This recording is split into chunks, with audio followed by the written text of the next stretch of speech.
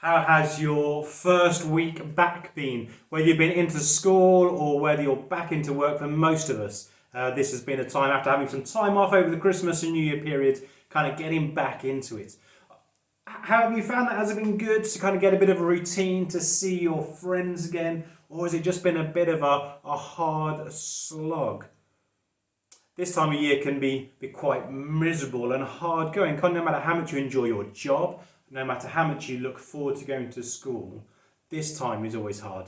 The Christmas lights come down, the decorations come off, we have to get dressed rather than staying in our pyjamas all day. The weather is cold and wet and miserable. In fact, this time of year is classed scientifically as a low point in the year. The second or third Monday of January have been described as Blue Monday because it's the time when many people just feel a bit blue, just feel a bit sad. The excitement of Christmas is over, we're still in the middle of winter, and it's just hard to get going. And to make matters worse, this year we're still in the middle of this pandemic, aren't we? We're still in lockdown. We're not able to see friends and family, not able to go on play dates. Work is frustrating because we can't do it in the way that we want to do it and are used to doing it. So it's understandable if right now you are feeling a bit blue, a bit sad, finding this hard, because many people are. In fact, I've struggled this week as well. I just found it hard going and maybe even into next week and a while after.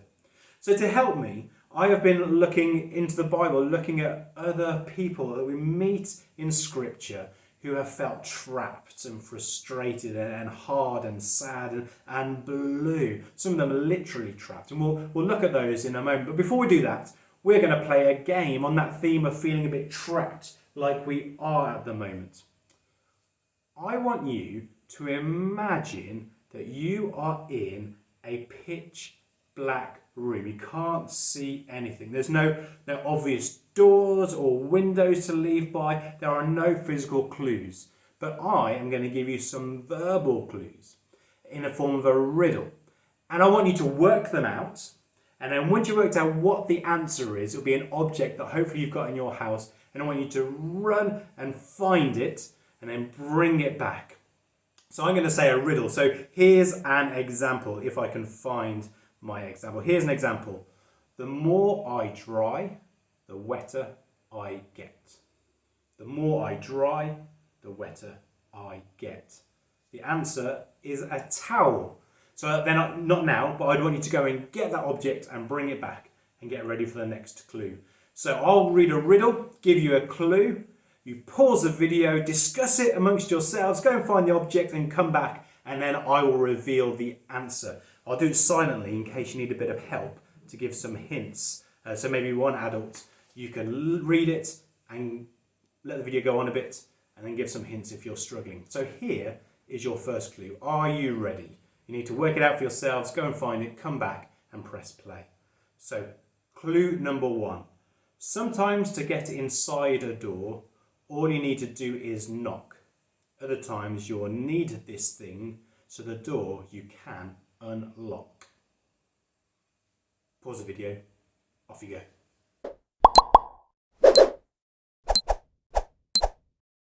Here's the answer if you need. I'm not going to say it out loud in case you've got some people closing their eyes waiting for a hint. So this was what you should have found. Okay, hopefully you found that. Here's the next clue. I'm tall when I'm young. I'm short when I'm old. What am I? Pause the video. Off you go.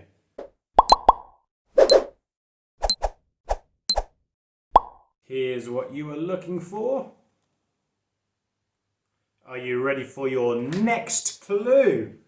When you see me, you also see you.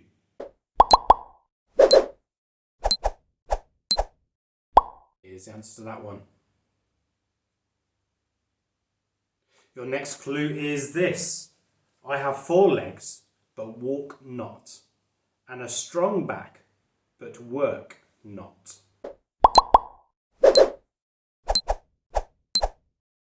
Here's the answer to that one. My pictures are getting increasingly worse. Okay, 2 more to go. Number 5, where can you find cities, towns, shops and streets, but no people?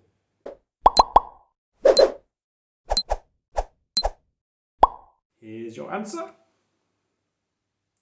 And your last clue, your riddle to find, is tear one off and scratch my head.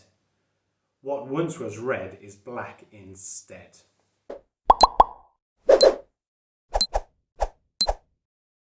Last clue was for this.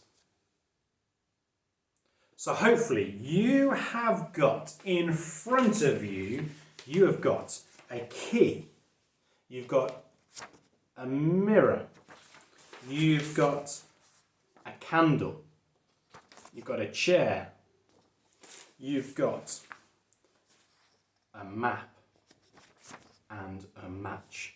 Remember, we're stuck in this pitch dark room, but you have found all the things. Well done, you found all the items. Now it's time to escape. You strike the match and light the candle. You can't see much, but what you can see is there's something leaning against the wall. It's a mirror. It's perfectly angled to reveal that there is a trapdoor in the ceiling. That's your escape route. You look around, you find a chair, you drag it over to beneath the trapdoor. You climb up onto the chair, you use the key to unlock the trapdoor, you climb out and you're onto the street. And then you find your map and you find your way home. Well done, you're not trapped anymore. You have escaped. We were trapped, but we have escaped. So we're talking about kind of feeling a bit blue, a bit low, and how does God fit into all this and the Bible and how we live in response to that. I've been feeling a bit trapped this week, just like we were in that escape of that dark room, feeling a bit trapped. Can't go out, can't see people, can't do things, can't go to a cafe to get a drink or a restaurant or go out, and it's just feeling a bit trapped and claustrophobic.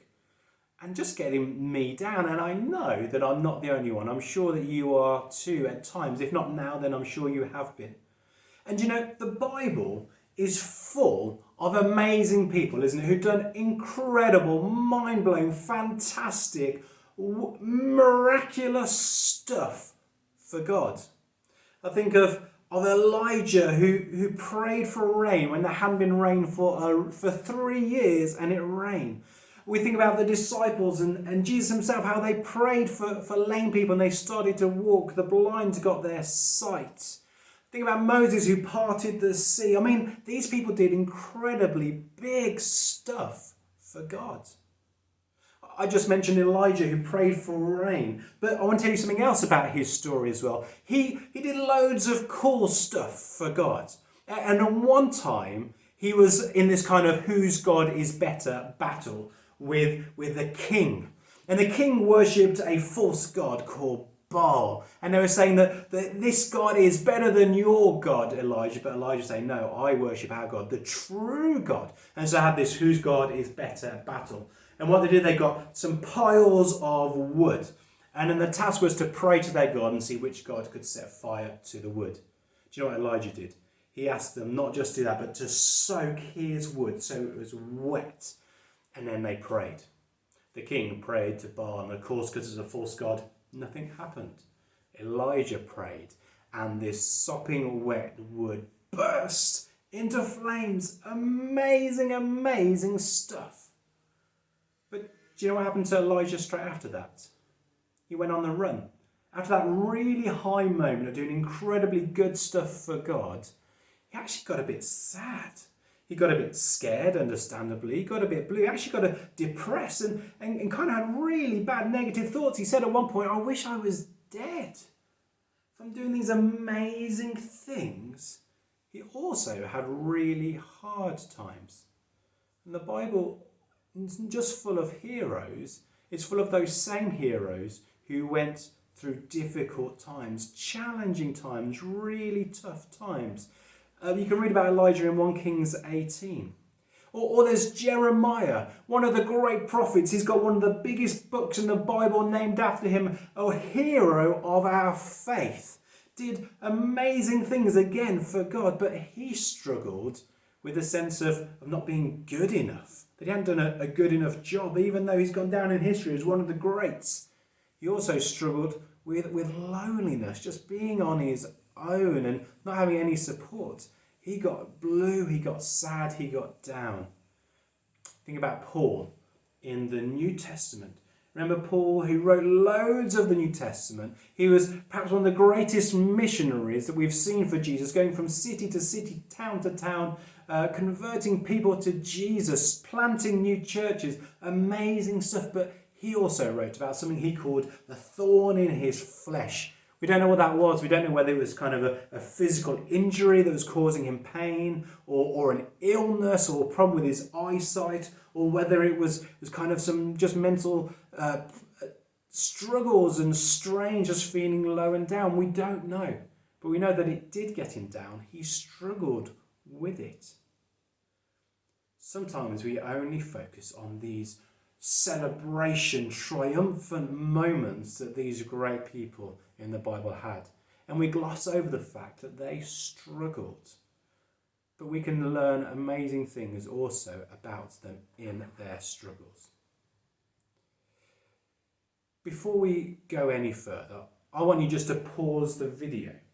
And I want you to chat with those who you are watching with and talk about those stories that I've just said and see whether they connect with you, whether they seem to ring true with you, whether you have experienced similar things, whether right now with this lockdown, with it being January, just after Christmas, whether you can understand whether you feel some of those same things too, or whether you have recognised those things in the past, that sometimes life can feel a bit sad and hard.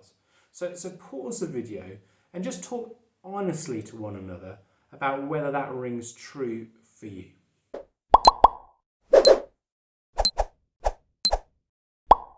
We're now going to see a Bible story of another person who did incredible things for God, but also had hard, difficult, sad times. His name is Joseph. It's not Joseph that we've just met over Christmas, as in Jesus' earthly father, but Joseph with the multicolour coat. So let's sit back and watch this Bible story now.